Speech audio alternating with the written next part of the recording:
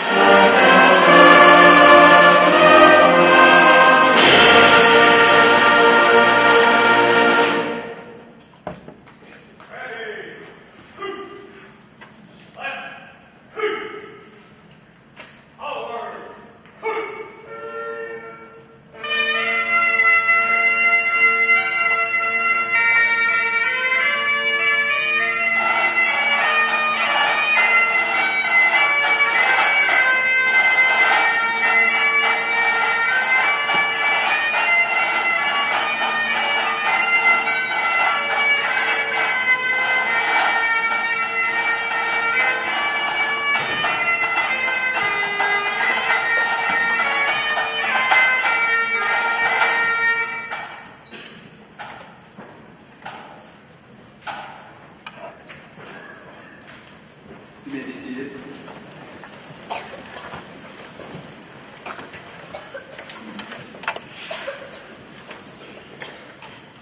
Good morning. I'm Dr. Tony Mixer, Vice President of Academic and Student Affairs here at McHenry County College. On behalf of the college president, Dr. Vicki Smith, and the Board of Trustees, I want to welcome you to the college as we honor the men and women who have served our country. We are pleased to have many veterans as a part of our community and a part of our student body. McHenry County College is proud to be officially recognized by GI Jobs as a military-friendly institution. May I ask all those who have served in the armed forces to stand or raise your hand to be recognized.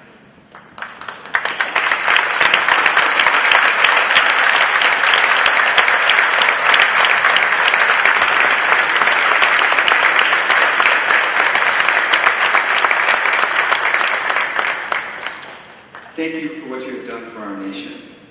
And now I would like to introduce Gwen Kohler, Executive Dean of Continuing and Professional Education and Chair of McHenry County College's Veterans Day Committee.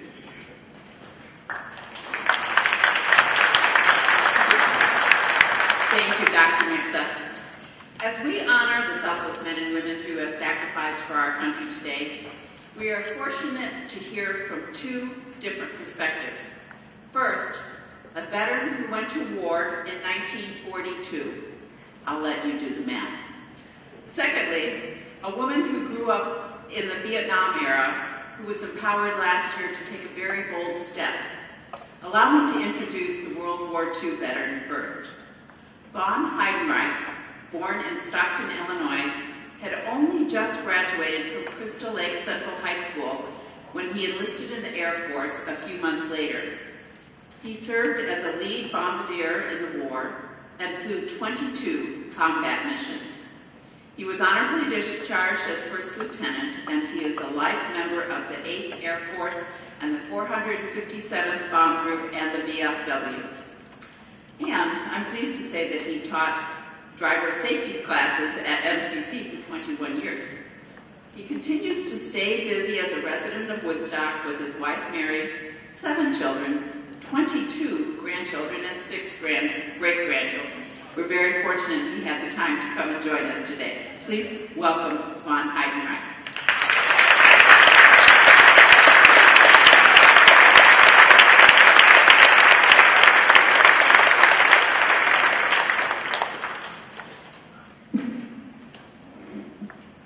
Good morning. Good morning.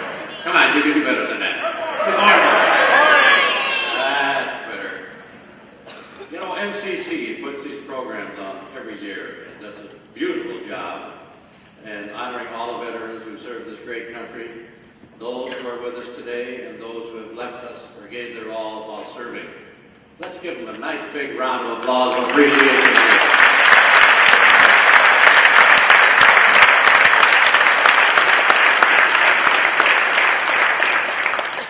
Thank you. Now, Mary and I attended every year, and we planned on being here again this year. However, everything changed when I got a phone call from Gwen. They were looking for a veteran to make a short talk at this year's event. She said, how about something you carried over from your military service into your life after you were out? Then something about your military experiences. She said, Dory Smith, her director of that department, had suggested she call me, and I agreed to it. Now, I had never known Gwen or spoken to her, but Dory and I had worked together many years. When I retired from my job in 1989, I took a course sponsored by AARP called 55 Alive. It's now called Defensive Driver Service, Driver Safety Program. Sponsored by AARP, I became a volunteer instructor for the program, and I taught several classes here every year. Now, Dory and I have worked together setting up dates, times, and classrooms for publication in MCC's schedule of non-credit classes.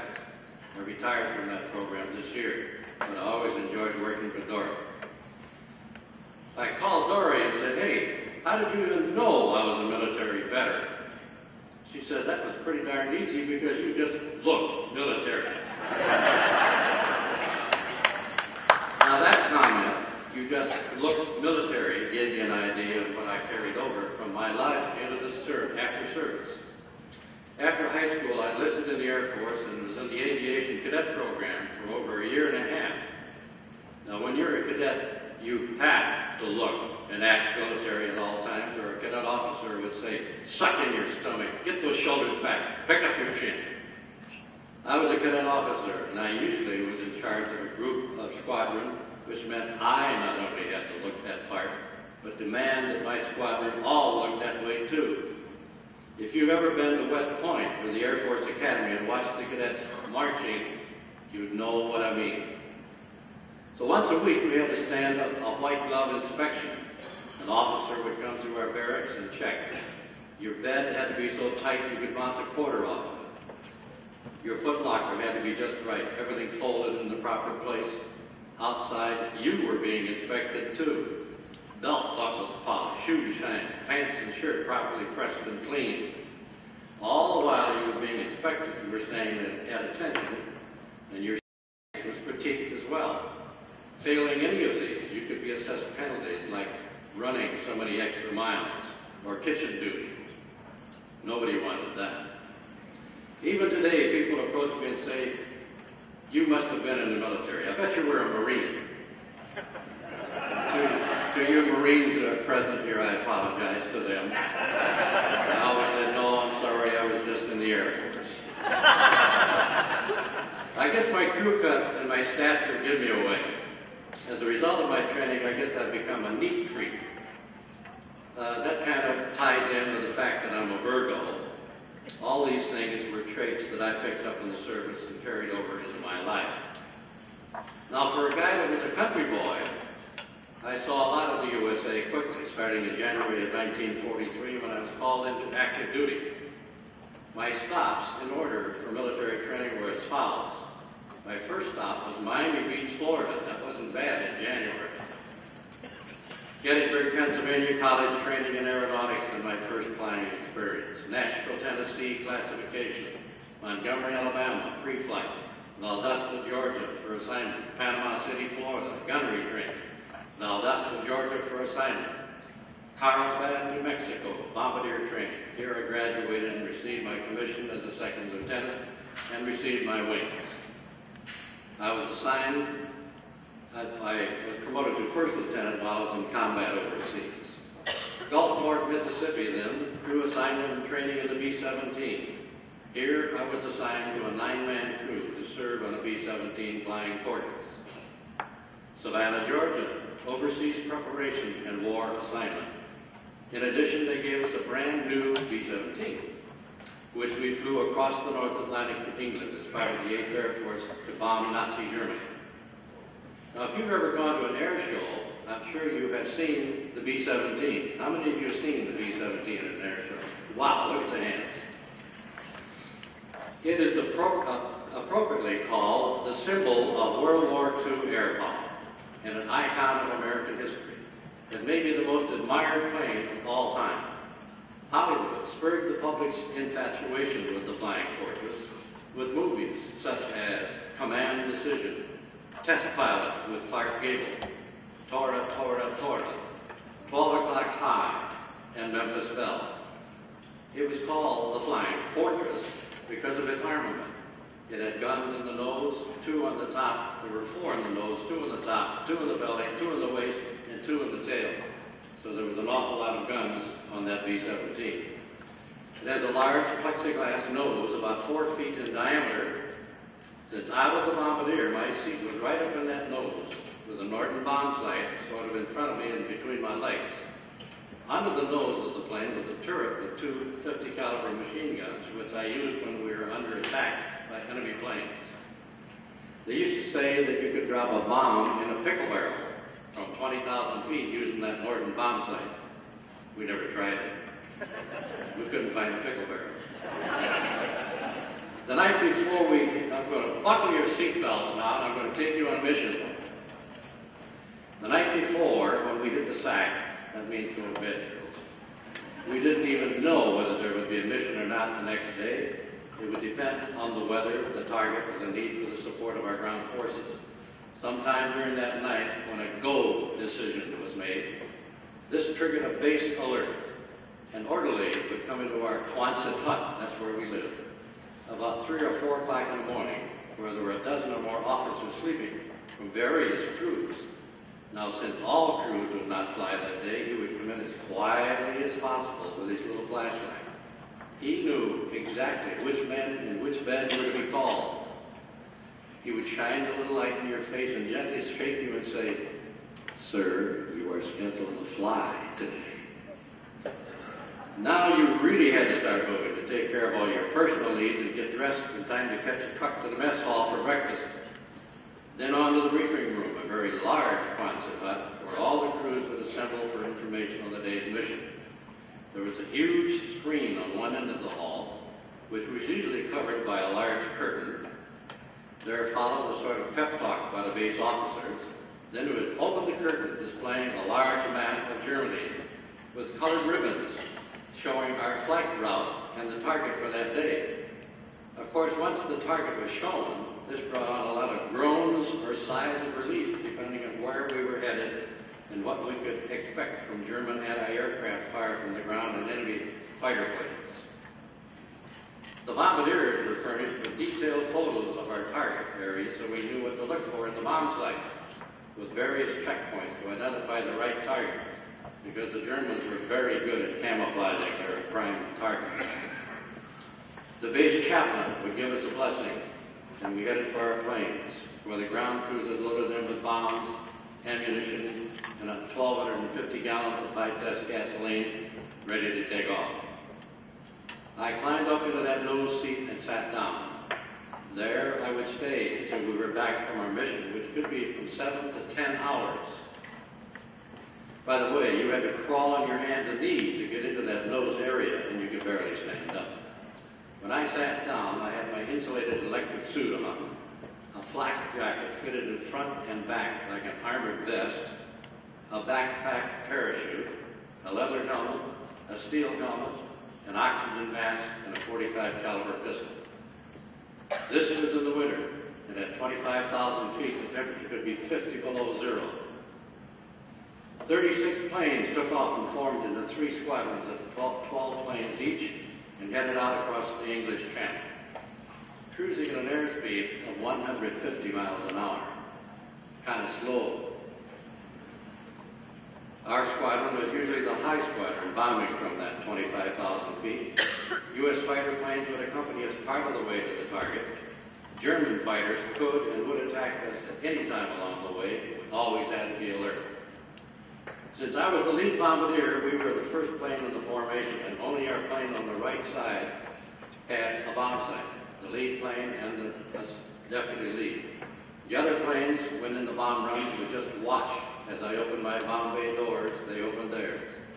When my bombs dropped, they pulled a switch and dropped theirs. If I missed the target, so did the entire squadron of 12 planes. When we started our bomb run, I was on the bomb site lining up the target in the crosshairs. I controlled the direction of the plane with the knobs on the bomb site. We could make no sudden turns or evasive action to avoid enemy fighters or enemy aircraft fire from the ground. Of course, the enemy knew this and tried to shoot down that lead plane. Cameras mounted in the belly of the plane took pictures of the bombs as they hit, so results could be seen and graded when we returned. We lost a lot of planes, and each plane had 9 men in it. Once our bombs were dropped, we'd quickly make a big turn and head home.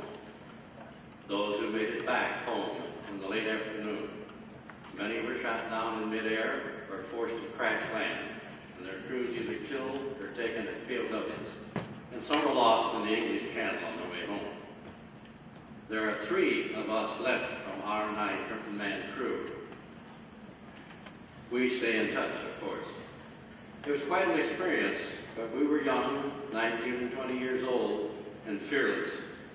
That was my military experience, multiplied by 22 missions. I'd like to mention that my family could have celebrated a Veterans Day all by ourselves, as my other 4 brothers were in the military as well. 2 of my older brothers were in the Army. My 2 younger brothers were in the Air Force and the Navy. In closing, I would like to quote an article that was in our recent 8th Air Force magazine, written by the wife of an Air Force officer. It's entitled, War Hero.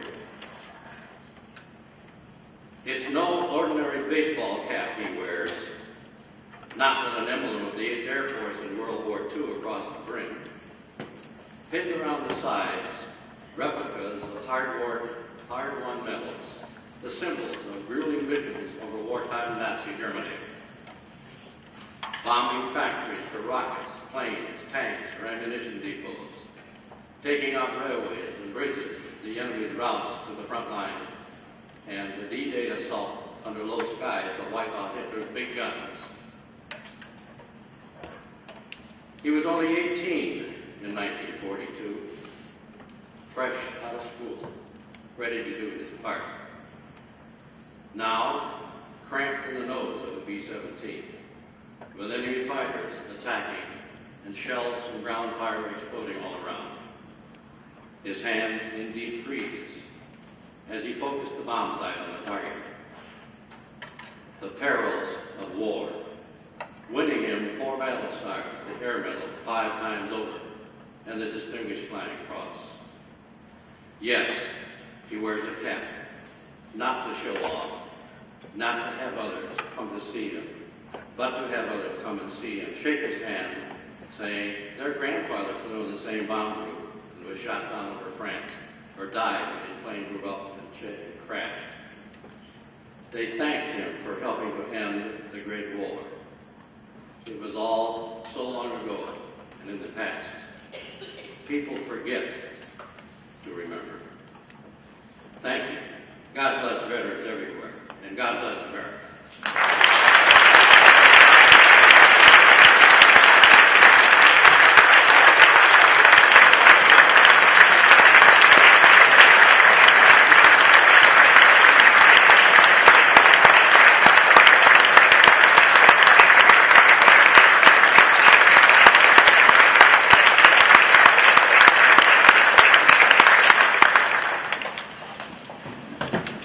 Thank you for that very moving and powerful story.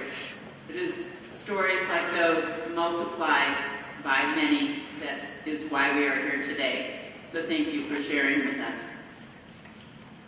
Our next speaker is not a veteran. Sharon Slover is Director of Education and Careers with the Special Education District of McHenry County, also known as CEDA, a hero in her own right for that. She is here today because of an amazing journey she took last year in honor of Vietnam veterans. Inspired by memories of friends and neighbors who returned from Vietnam forever changed, Sharon shared her thoughts in an essay. Her poignant essay earned her the 2nd spot on a ride with the National Veterans Awareness Organization.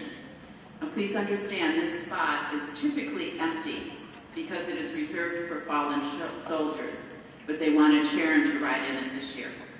She is here to share with us today her experiences. Please join me in welcoming Sharon Slover.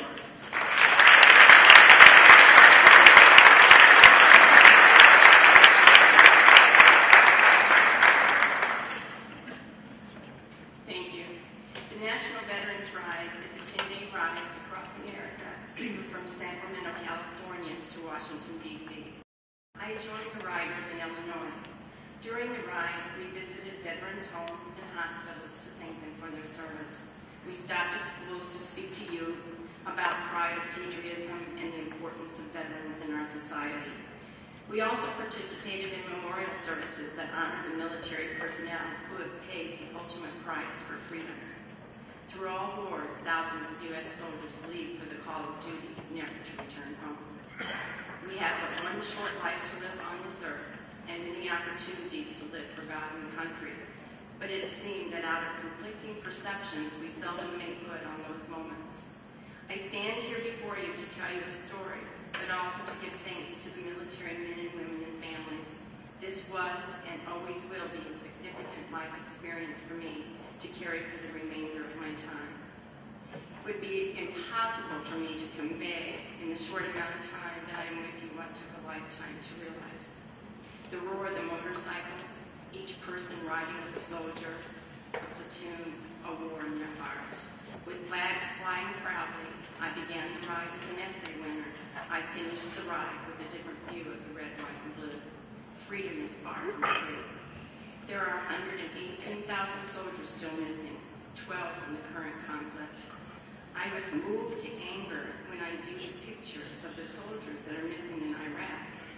I wondered, why doesn't the media inform us of these things? I met with the riders in Marseilles at the Mid-Eastern conflict wall, veterans waiting for the bikes to come roaring up, waiting to be recognized. This was my first experience with realizing I didn't have a clue about war or what combat was all about. Speaking to the veterans and the parents of soldiers assisted me in my journey to begin an awareness of the hell one sees, does, and experiences, which stays with everyone for a lifetime. The war Wars fought on foreign soils followed soldiers home into their living rooms, relationships, and careers. Few of us understand this. It's just part of being in the military. Perhaps since Vietnam, too many Americans have been far removed from the sacrifice of war. During World War II, everyone on the home front had to give up something for the war. Now, most give up nothing, while those few who serve give far too much.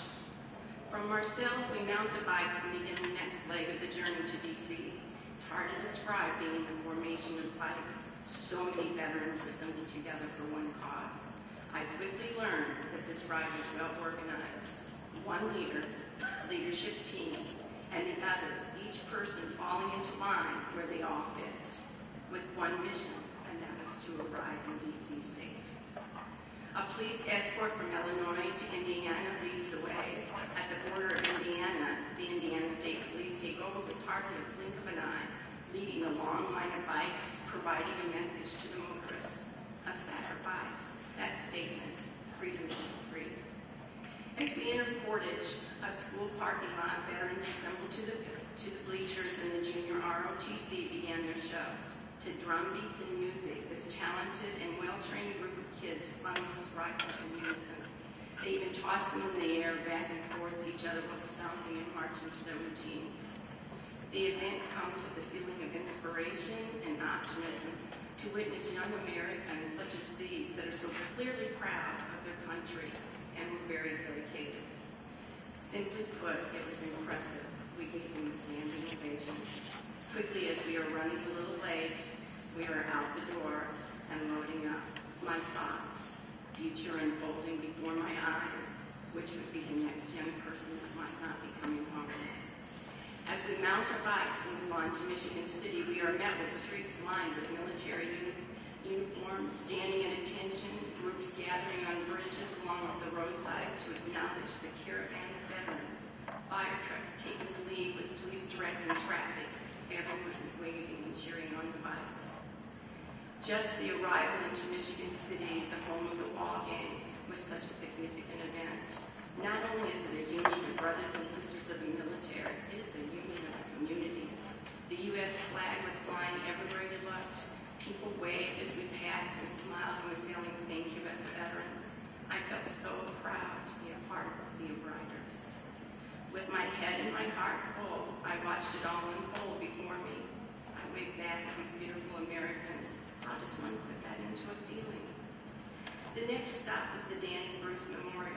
My first assignment was laying a wreath at the Memorial of a Hero. While participating in the combat in Vietnam, Danny Bruce was killed in action on March 1st, 1969. He was on a night watch, and an explosive came into camp. He caught it, held it to his stomach, and he ran out so that all the other Marines would be saved. So seconds later, when the charge exploded and the full force of the blast was absorbed by him. So I'm standing there with a Marine on one side of the wreath and me on the other. The drill sergeant looks at me and he goes, "No crime. Stand at attention. Left, right, halt." As I laid the wreath. Of course, he hugged me afterwards, but I had a job to do and he expected me to do it. So the group was gathered, the American flag fluttering a special salute, a memorial dedicated to a hero, visual and silent forever to serve as a reminder, freedom is never free. As I am released for the evening with a 6 o'clock start time for the next day, I drop my leathers to the floor with the heaviness of my heart. My tears started flowing, and I woke up with a tear-stained pillow. The second day started with the fire trucks leading us through Michigan City. It's raining, and yet people are lining the streets, holding the flags and honking their horns at this group of veterans that they know are heading to Washington, D.C. Today, I'm riding second in line for the fallen soldiers in their honor. This spot is usually the gap between the first and the third riders. I am so grateful for the rain, allowing my tears to be hidden as I humbly ride in the honor of men and women who gave the ultimate sacrifice. The monster black cloud that was adjacent to us moved right over the group, followed by heavy winds, torrential rain, and the temperature seemed to drop 30 degrees within 2 minutes. It looked as if night had come upon us. I could hardly see the lead motorcycle in front of me. Instantly, the fields next to the road flooded and the roads traveled on were covered in about 3 inches of water, a river created in a matter of minutes. We had been monitoring the weather closely, for our desire was to be able to travel to the West Central School between the forecast for rain and possible tornadoes. However, it rained on us the whole way. In spite of this, as we pull into the school parking lot, all the children are waiting for us. Wow, I was so impressed with this school and all the people standing in the rain. We dismounted our bikes, we joined hands and sang, "I'm proud to be an American." As we were singing, sirens started going off. A tornado was coming our way. In fact, it touched down 3 miles from the school. The bikes were moved behind the school, and we sat and we waited out the storm in the shower rooms, hunkered down. My mind drifted to the ravages of war, how a soldier must feel so far from home, living in events so furious, so caustic. We're all a bit nervous, but we had each other. We also knew the storm would pass. Soldiers have to live with the uncertainty, day in and day out. The weight upon their shoulders continues. As we continue our ride, more raindrops. It's really a different kind of ride, having being on a motorcycle with rain hitting you. My thoughts were just yikes. Does that set it all? But this time, when the rain started, so did the hail. Now, it was so loud that instead of hearing a ping, it became a crash. Crashing on my helmet, and the sound was deafening. But yet, it was part of the ride with the veterans that you just do. With a county-by-county police escort between one of the storms, we arrived at the Indiana State Veterans Home to visit. We arrived late, but the residents were waiting on the sidewalks and welcomed the riders. Amazing to see 127 bikes roll up. I would pass out thank you cards made by the school students, and with each card came a hug. We mingled and we ate with the veterans, and I can't say enough about how that made me feel. But we had to leave all too soon. We had a schedule to maintain, and the leadership team held us to that. We hit rain again, but this time we waited out in a gas station in Frankfort, Indiana. Imagine, in a gas station, 127 plus people, leather and helmets everywhere you looked. As the rain was finished, we were joined by 8 Indiana State motor cops on Harleys. They were our new escorts. These 8 men from the Indiana drill team closed down I-465 for us to pass. Another moment in time when the message was very clear. These bikes, these veterans and friends on a mission, DC bound, freedom isn't free. We continued riding until we arrived in Brookville, Ohio, where we were greeted by the mayor, the city council, police, and the AMVETS, and the community. The police escorted us through town, and again the streets were lined with flags flying, well-wishers as we passed on our route to the AMVETS post. The riders were treated like kings and queens, welcome announcements and speeches, and then we were provided a Thanksgiving dinner with more food and drink than you can imagine. After dinner, it's that long line at the hotel as we check in, and again, that sea of black leather with helmets attached. At the end of each day was when I had the opportunity to sit with veterans and they would share their special stories with me. My third morning begins again at 6 o'clock, and the instructions of the day, always followed by prayer as we left on a mile-long procession towards Chillicothe, Ohio. 113 miles later, we cruised through a very big VA hospital. We paraded the bikes all through this huge hospital so the patients lined up on the sidewalk could hear the roar of the bikes. We were behind the schedule, so only a third of the riders stayed behind to visit while the others traveled up to a school a fourth mile up the road. I made the stop, once again passing out cards and giving out hugs. This was a huge hospital, and the need of the patients were great. One person who caught my attention was a veteran who wanted to tell me a story about stealing one of the motorcycles last year and riding it. He wanted to know if I would take him for a spin. I told him that since I had a broken wrist and the the bike I was on was too big for me to handle, and he was missing a limb, the leg that would need to shift with. I thought we'd better wait till next year. He gave me a cornbread mafia label to put on my helmet, and before I left, I said, Ronnie Hayes, put on your rain gear. You're joining me for the rest of my ride. And Ronnie's with me every time I put my helmet on and ride. We then rode a fourth mile up to the Southeastern School for their program. The Memorial Day assembly was in session as we arrived. They had a special memorial for a young man who was 22 and had been killed in action. The assembly included one student telling the history of Memorial Day and spoke of the importance of the appropriate honoring of it. It's not the beginning of summer or the start of camping season like some think. It is the day to honor our fallen soldiers and the soldiers that are still among us, and we need to remember that forever. Very wise words from a high school student. We mount our bikes again after lunch. The temperature is around 90 degrees, but we don't dare think of riding without our rain gear. I've learned, however, no matter what gear you have on, a motorcycle rider is going to get wet in the downpour. As we are riding, we've added a new twist. We did not take a right turn when we were supposed to over the river in West Virginia, and so we had to turn around. 127 motorcycles made a U-turn off the highway. And now add a big rig, and your seven more support vehicles. When we look back on that night, it was pretty funny, but the looks on the cars, the people, their faces, not so funny. We arrived at Clarksville, West Virginia Veterans Home. A few veterans were outside waiting for us, but we were a half an hour late, so many of them had gone back inside due to the heat factor. A lot of us went inside and got split up into smaller groups to do more visiting.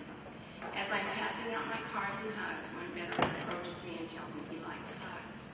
As I go to hug him, he nibbles on my cheek and whispers to me, I like letters. I said, sir, those are not my letters.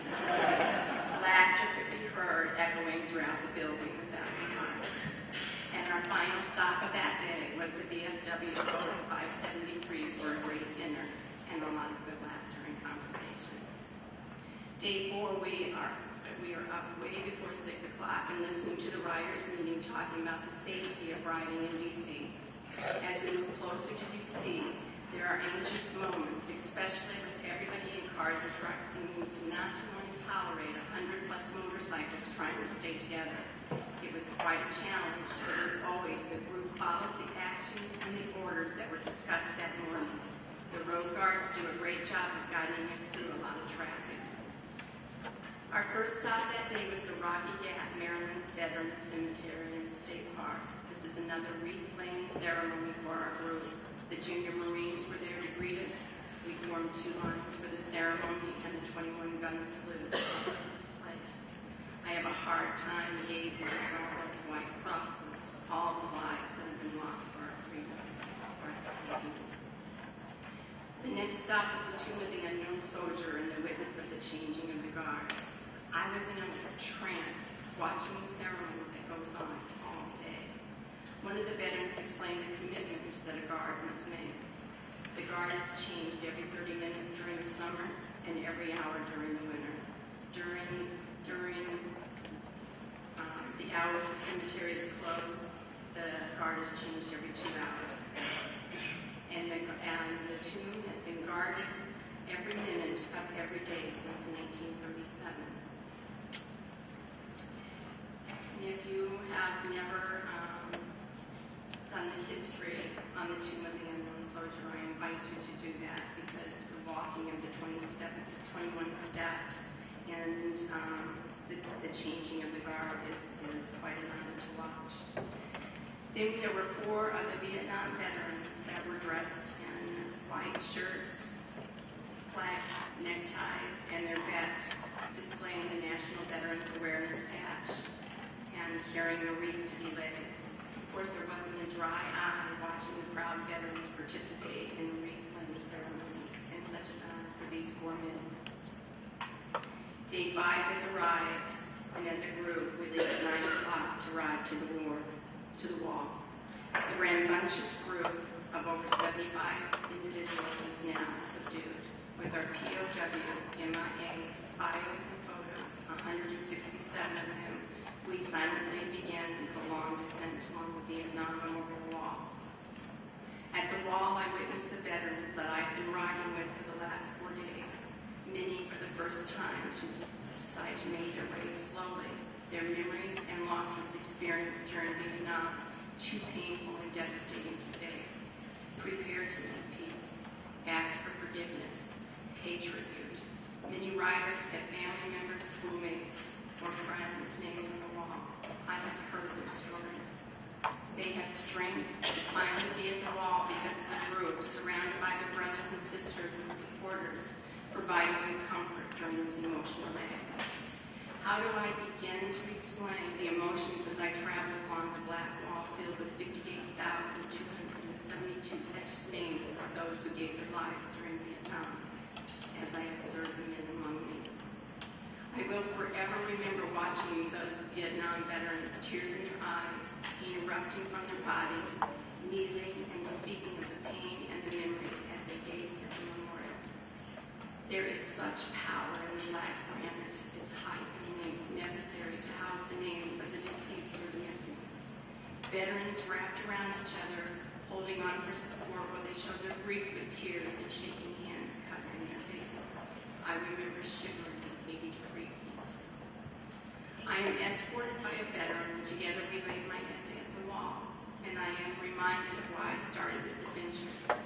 I wanted to ride on the blacktop along those dedicated men and women, alongside those dedicated men and women, Vietnam vets, veterans of other wars, and others wanting to honor those that were willing to serve and to make the ultimate sacrifice.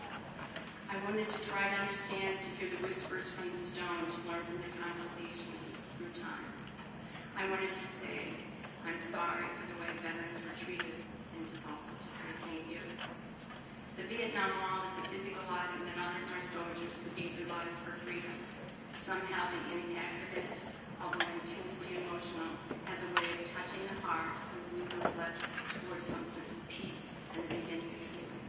That is my hope, anyway. My final day, we are up early. Yeah, we must be on the Pentagon parking lot at 6:30 a.m. I look around at the sea of motorcycles. 900,000 was the expected count. It is very hot, and we must wait our turn to ride as a group to be in the protest parade for Thunder. This day I'm riding on the back of the leader's bike. First in line for our group, the National Veterans Awareness Ride and the Wall Game. As we ride through the streets of D.C., there are so many people carrying flags and waving at the motorcycles and showing support for the demonstration demanding the government take responsibility for the soldiers that were abandoned after the Vietnam War. I gaze into the sea of people and I observe mothers holding pictures of soldiers, wanting someone to come home. I can no longer hold in my pain. I am so emotionally drained. I lay my head on this Marine's shoulder and I cry with all the tears that have been stored this week. Living in a free country is not to be taken for granted. Throughout the history of this great nation, men and women have served, defended, and sacrificed their lives to ensure that we remain free. The group I rode with, the supporters take to heart, freedom is not free, and have adopted the following values and ideas at the very essence of their mission: to plan and support programs which show honor and respect to our veterans, to call for the accounting of all POWs and MIAs, to emphasize the importance that at no time is anyone to be left behind, to educate all generations about the role of veterans in American society and the price of freedom is not free, to honor the memory of our veterans killed in action, and to assist veterans in healing from war. As the sound of those motorcycles revving their engines will be with me forever, the experience, conversations of many with the same struggles, and the lines on their face are permanent with the pain that haunts. War, regardless of which one, changes a person. Having the opportunity to walk among the heroes has changed me forever. So I leave you with this final thought. It is never too late to say to a veteran, thank you for your service. And so I look out to all the heroes here, and I say thank you. Thank you. Thank you.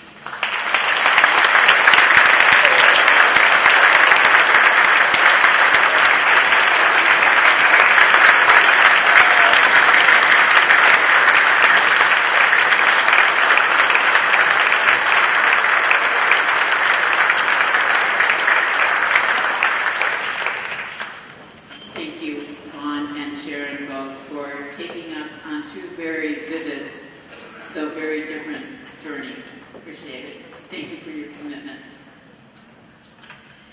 As Dr. Mixa said, MCC is very fortunate to have many veterans here as students, employees, and one of the things we are especially proud of is an active veterans group on our campus.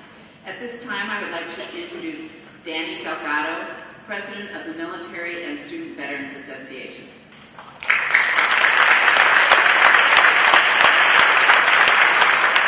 Good morning, ladies and gentlemen. Thank you for coming, and a special thanks to veterans. It is an honor and privilege to have you here. And one of the things that Veterans Club that we like to do is raise funds for Flight, which is help raise funds to send World War II veterans out to Washington, D.C. and observe the World War II Memorial. Also, the spring semester, we're trying to raise we're having a paper book drive to send out to troops out in Afghanistan. And right now, we're currently looking for more members to help out in our causes and everything we're trying to do. And last thing that I want to talk about is yesterday was the 236th birthday of the United States Marine Corps, and I want to say happy birthday, Marines. 75 years. Rock.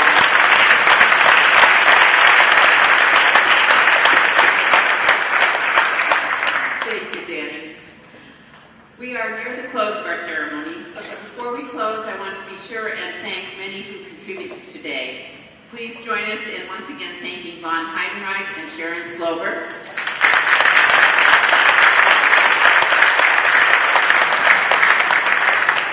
May we have a big round of applause for the MCC Concert Band and the MCC Chorus.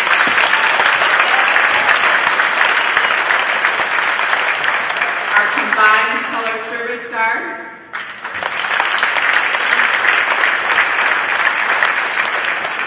Bagpiper David Cormella and Elsie Kelly.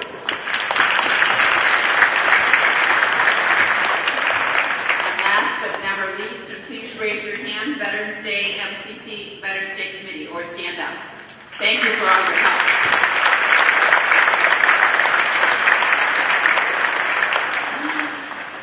You are very much invited to a reception in the cafeteria following the ceremony, and we will adjourn with America the Beautiful and the closing ceremony.